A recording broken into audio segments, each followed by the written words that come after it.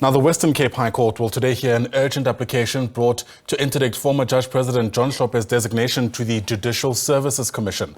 The DA, Freedom Under Law and CASAC want the court to interdict Hlophe from taking up his seat on that commission. And this is pending their review application for Hlophe's designation to be set aside. Watching developments is SABC News reporter Abra Barbier, who joins us now live from just outside the Western Cape High Court. And Abra, we're actually expecting some kind of briefing from the DA.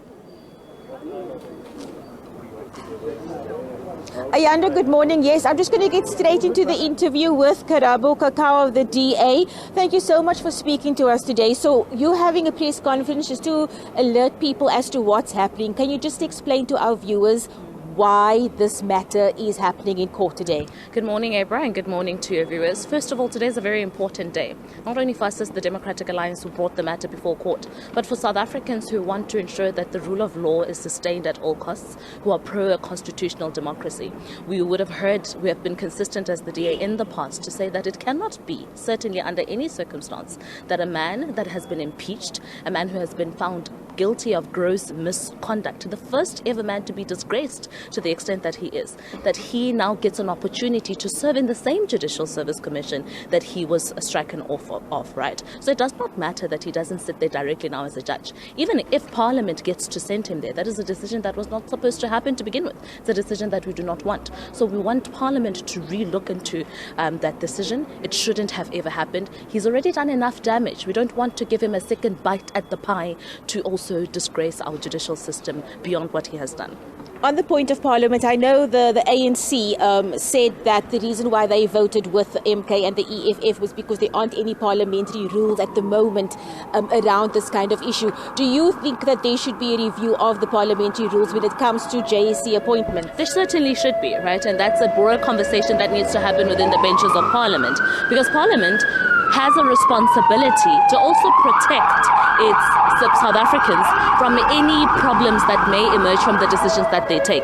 So Parliament was supposed to apply its mind thoroughly when thinking about who of the political party nominees that they will accept to come serve here, particularly because the JSE isn't just a committee that one sits on.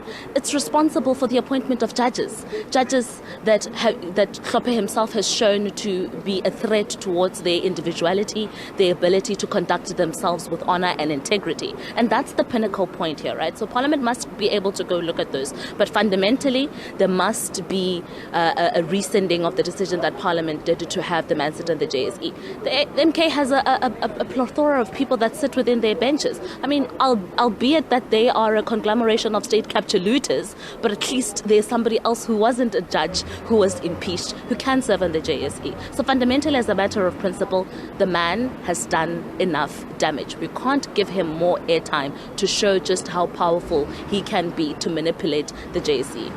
Karabo, thank you so much for your time. I'm going to let you go now because the DA, they are hosting a press conference on the steps of the Western Cape High Court within the next few minutes, where they are just going to be outlining their reasons for being here today. And of course, we will be live in court at around 10 o'clock when the matter is supposed to be sitting.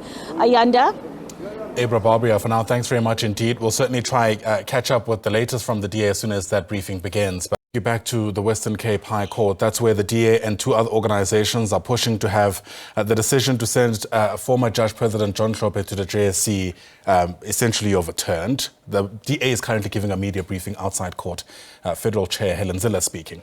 Let's listen in. Because he was not considered fit and proper to be a judge, has now been designated by his party and by Parliament to sit on the body that recommends judges for appointment. That means that someone who was impeached and dismissed by Parliament because of gross misconduct committed as a judge will now be interviewing and determining who should be judges in this and other courts of South Africa. Now, this is an obvious and extraordinary conflict of interests that should never have arisen. When someone has been impeached as a judge and removed, suddenly they appear at the top of a list of a political party and become MPs. That underscores the suspicion and the distrust that many South Africans have of politicians. Someone who wasn't thought fit and proper to be a judge then appears as a very prominent MP for the MK party and then duly gets nominated to interview and select other people to the judiciary. Now, it would be a travesty if the DA sat back and allowed that situation to develop. Our constitutional democracy is built on the independence of the judiciary. It depends on judges who are above reproach and who act in a way that protects the Constitution and the law without fear or favour. And it is relevant in this context that Dr. Hlophe, the former Judge President of the Western Cape, was impeached after a 16-year battle started by myself as Premier of the Western Cape back in the day.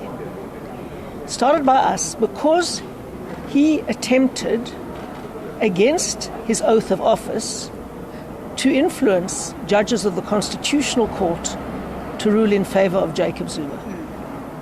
Now, a more egregious and extreme case of judicial misconduct would be hard to find. And so, while we respect the fact that MK, in terms of the law, has a right to nominate someone to sit on the Judicial Service Commission that chooses judges, we contest the fact that they may choose someone who has such a profound conflict of interests. MK has argued that we cannot quibble or second-guess their choice for the Judicial Service Commission. And they say that Parliament has designated him, in fact, to serve on the Judicial Service Commission. The critical, pioneering, precedent-setting issue before this court is whether someone who is so entirely compromised and was seen as unfit and improper to serve as a judge should be allowed to be in a position where they interview and select judges. We believe that this is a watershed case for South Africa, and it will go down in history as the case that either defended the independence of the judiciary or compromised it. We hear with other interested actors, Freedom Under Law, for example, and CASAC, the body that defends the South African Constitution, and we are here together because this issue affects every single South African. This is a matter that will touch anyone who ever has a family member who ever appears before a court of law. If you want an impartial judicial hearing that is free and fair of political influence and where you can trust that judges only uphold the rule of law and the Constitution, this matter affects you. And the DA is acting on behalf of every South African, whether they support us or not. Thank you.